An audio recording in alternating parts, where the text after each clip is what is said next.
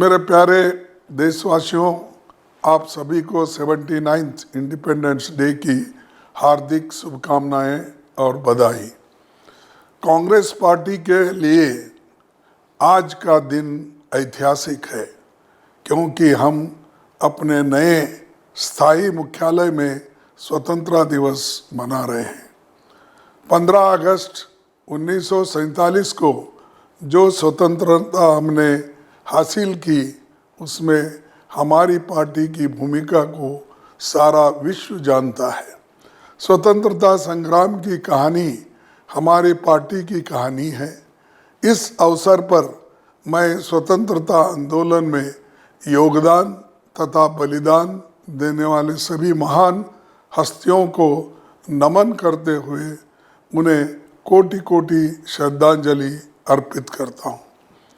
आज़ादी के बाद हमने 2.5 साल के अथक परिश्रम के बाद भारत को अपना संविधान दिया, जिसकी तुलना शायद विश्व के और किसी संवैधानिक दस्तावेज से नहीं की जा सकती। आज़ादी के बाद 8 दशकों की लंबी यात्रा में कांग्रेस पार्टी की सरकारों ने और हमारे दूरदर्शी नेताओं ने एक मजबूत भारत की नींव रखी। संविधान को सर्वोच्च रखकर जनता को लोकतंत्र के निर्माण में बराबरी का स्थान दिया।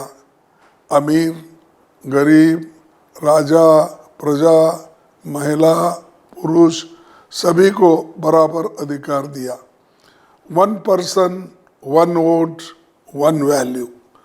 सैकड़ों वर्षों से गुलामी की जंजीरों में जकड़े भारत को वास्तविक रूप से आज़ाद बनाकर आत्मनिर्भर बनाने के लिए बड़े बड़े स्टील के कारखाने लगे। खाद्यान्न में स्वावलंबी बनाने के लिए बड़े बड़े बांध बनाए गए, नहरों के जाल बिछाए गए, वर्ल्ड क्लास इंजीनियरिंग और मेडिकल कॉलेजेस बनाए गए, स्पेस टेक्नोलॉजी स्थापित की गई। हमने तेजी से तरक्की की। देखते ही देखते हमारा नाम दुनिया की बड़ी शक्तियों में शुमार होने लगा। 2004 के बाद हम इंफॉर्मेशन टेक्नोलॉजी में वर्ल्ड लीडर बनकर सामने आए। मैं हमारे पहले प्रधानमंत्री पंडित नेहरू के शब्दों को याद दिलाना चाहता हूँ। उन्होंने कहा था कि India is a great and ancient civilisation. We have a rich heritage to be proud of, but we must also look to the future and build a new India that is strong, prosperous and just for all. साथियों, लेकिन पिछला दशक देखे तो हमारे सामने कई बड़ी चुनौतियों का उभर कर आई है। बेरोजगारी ने भयंकर रूप धारण कर लिया है। सरकारी नीतियाँ नौकरी बनाने के बजाय नौकरियां ख़त्म कर रही है। इंफ्रास्ट्रक्चर डेवलपमेंट के नाम पर जो निर्माण कार्य हो रहे हैं वो सब स्टैंडर्ड और पुअर क्वालिटी की है। संवैधानिक संस्थानों को सत्ताधारी दल ने योग्यता के बजाय अपनी आइडियोलॉजी के लोगों से भर दिया है। जब चाहा जिसे अपॉइंटमेंट कर दिया, मन किया तो इस्तीफा ले लिया। ईडी, इनकम टैक्स, सीबीआई जैसे संस्थानों का विरोधियों के खिलाफ इतना खुला राजनीतिक इस्तेमाल हुआ है कि देश के सर्वोच्च न्यायालय को उन्हें आईना दिखाना पड़ रहा है। भारत की जिस गुटनिरपेक्ष नीति ने वर्षों से हमें दुनिया में सम्मान दिलाया, आज हमने उस विशिष्ट स्थान को खो दिया है। जहां एक समय हम सभी डेवलपिंग कंट्रीज की आवाज़ थे, आज हमारा कोई अपना नहीं, ना पड़ोस में ना दूर दराज में।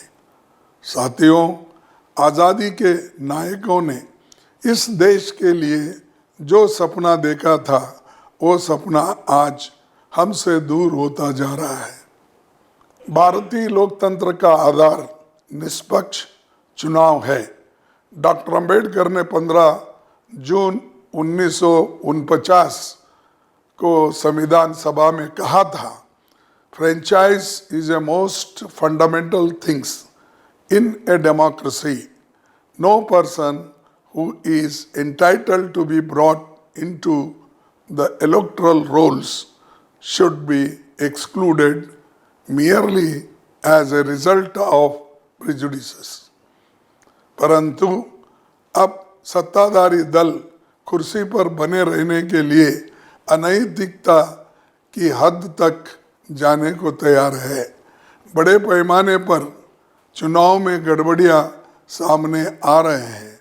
स्पेशल इंटेंसिव रिवीजन के नाम पर खुलेआम विरोधी पक्ष के वोटों को काटा जा रहा है।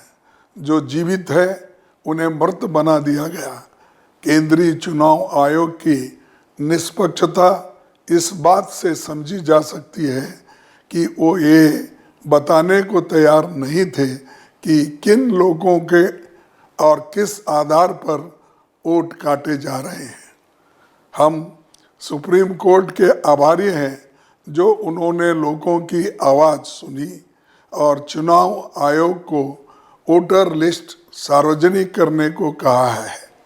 सबसे आश्चर्यजनक बात यह है कि सत्ताधारी दल को 65 लाख लोगों के वोट कटने पर कोई आपत्ति नहीं है। इस बात से साफ जाहिर है कि इस एक्सरसाइज का फायदा किसे पहुंचाने की कोशिश थी।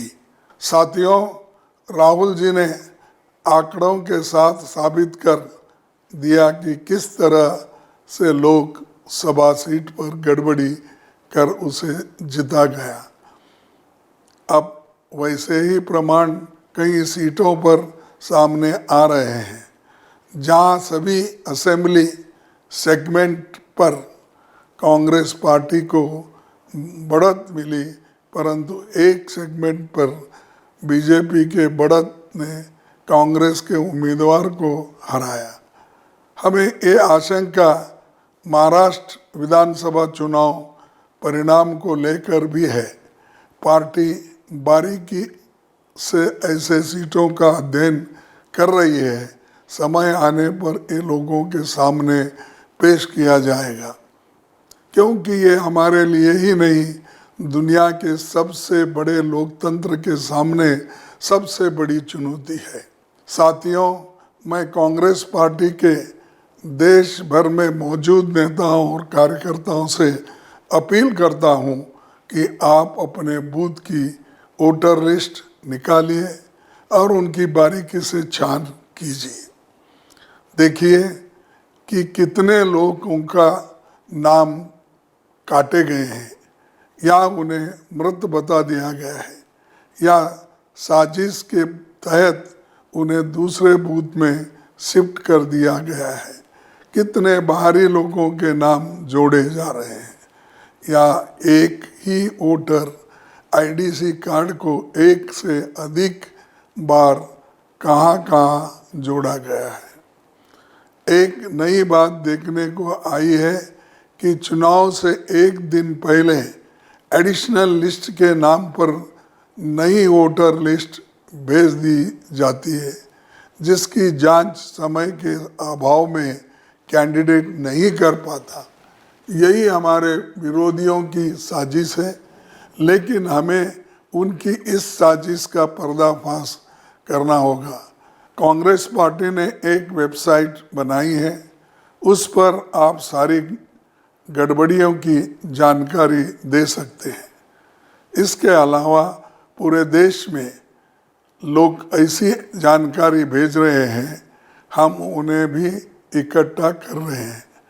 याद रखिए, ये चुनाव जीतने की लड़ाई नहीं है, ये भारतीय लोकतंत्र को बचाने की लड़ाई है। ये हमारे संविधान को सुरक्षित रखने की लड़ाई है। हम महात्मा गांधी, पंडित नेहरू, सरदार पटेल, डॉक्टर अंबेडकर, मौलाना आज़ाद, सुभाष चंद्र बोस जैसे नेताओं के सपनों को ऐसे बिखरने नहीं दे सकते। हमें इस लड़ाई को उसी शिद्दत से लड़ना होगा जिस शिद्दत से हमने आज़ादी की लड़ाई लड़ी थी। इसी लड़ाई को लड़ने के लिए राहुल जी ने आने वाले 17 तारीख से बिहार के सासाराम से वोट अधिकार यात्रा शुरू करने जा रहे हैं। आप सभी को मिलकर इसे सफल बनाना होगा। इसी शब्दों के साथ मैं अपनी बात समाप्त करता हूँ। जय हिंद, जय कांग्रेस।